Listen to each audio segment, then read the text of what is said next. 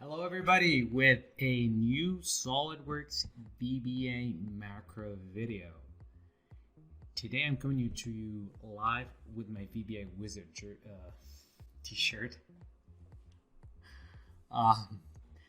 We're going to be writing a VBA macro that will create the bounded box feature in every single component of this assembly. So if you have an assembly that lacks the bounded box feature for each of its components, well, you've come to the right place because we are going to write that macro. A good starting point would be the print assembly components as the XF macro that we've written in a previous video. What we're going to do is copy most of this code and change some of it. The structure of the macro remains 90% the same, except that instead of printing the DXF, we are going to create the bounded box feature for each component. So I do have that code copied in my clipboard, so I'm just going to make sure that it's actually there. And I'm going to go to my SOLIDWORKS and go to my VBA editor, which is right here. If you don't know how to bring this window, then simply go to Tools, Macros, and then click on New, and then it will prompt you to save that new macro in a new location.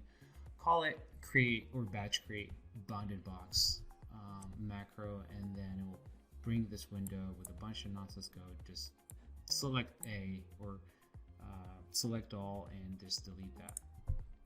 And in here, I'm just going to do Control V, and we've got our print assembly components as VXF that we're going to change. Now, if you're not interested in seeing me write this macro, then you can jump to the description of this video where you're going to find a link to this finished macro, and then you can use it to get your bonded boxes.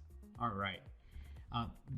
Let's just run through the structure of this macro. Pretty simple. We're going to point out the SOLIDWORKS application at this level, and then we get the active document. I left a little comment here just to share with you that can you actually check if the active document is, if the active session of SOLIDWORKS has a document, or and also to check if that active document is an assembly, because we are required to use an assembly for this macro. So you can write the code to make that check. I think I write it in one of my first VBA macro videos. I'll also put a link to that VBA video in the description. And after that, we're simply casting that model doc that we got from the active doc property into an assembly doc that will get us access to the get components. We get the components, and then we start the processing of this assembly.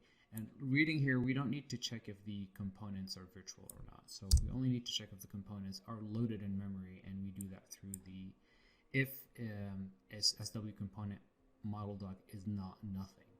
And then the only change we need to do here is to change this method from print DXF. We can call it create bounding box. And let's just jump into the print DXF and change that. We don't care if the component is a part or an assembly. So equally, for those two types of documents, we will create a bounded box. Let's delete everything we have in this method and maybe make sure that the document initially is visible, and then we can render it invisible. And then, and only then, we can start writing the actual code that will create the bounded box. And let's start by getting the feature manager, because we're going to need that. So dim, let's call it SW feature manager as feature manager. And then we'll also need another variable. We'll call it SW bounding box feature definition as bounding box feature definition, and a last one which will be the actual feature. So SW bounding box feature as feature. And then we'll start by setting the definition, because when we create a feature in SOLIDWORKS, the first thing that we get prompted is the actual property manager page, right? So we have a bunch of settings that we need to toggle on and off, some selections sometimes if they're required. In this case, we're going to start by creating the definition of that feature. So SW bounded box feature definition, should have chosen a shorter name here, equal to SW feature manager. There we go, create definition. So when we create the definition, we need to tell it which type of definition we're creating, right? In this case, we're going to go for one that's called bounded box. So SWFMB. I think we're getting close there. So SWFM bounded box, that's going to create the definition of the bounded box. Let's toggle a few things on and off. I think we'll start with the reference face or plane. And then we're going to set that to SW const. That will be equal to SW global bounded box fit option, and we want that to be best fit. And then we can set a bunch of other stuff on and off. Let's say that we don't want to include any hidden bodies, because that's going to mess up the best fit nature of the bounded box. Struggle there for that word. And finally, let's not include any surfaces. So set that to false. And then now that we have set our options or our definition, what we can do is we can use that definition to actually create the feature. So we'll do set SW bounding box feature, not definition. So SW bounded box feature equals to SW feature manager dot create feature.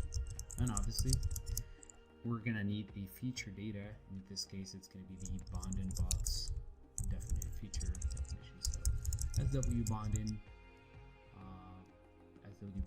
box, yep, feature definition. All right, and that's pretty much it. So if we go back here and then we run our macro, we can see that there is an extra if statement, or end if from that if statement that we deleted.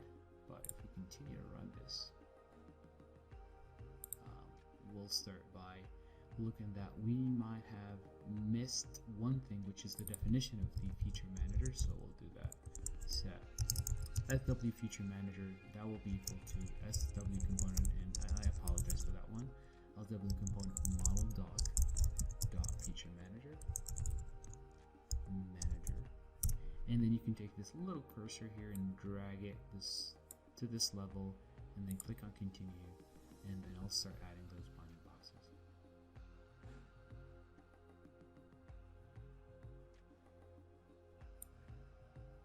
All right, that was very quick. So let's go open this one. See that as a bounded box. I'll click on no, discard changes for now. And yeah, pretty much added bounding box data to this entire assembly components. And obviously we can call the same method on the top level model doc to create on the top level assembly to create a bounded box for that document. Simply just you can make a call here. Let's create bounded box, and that would have to go somewhere probably here. So you can add that. So create bounding box. Oh, we're going fancy here. With the model doc. Alright, I'm gonna put this code in a gist and paste that link into the description of this video. Thank you for watching, and I will see you in the next one.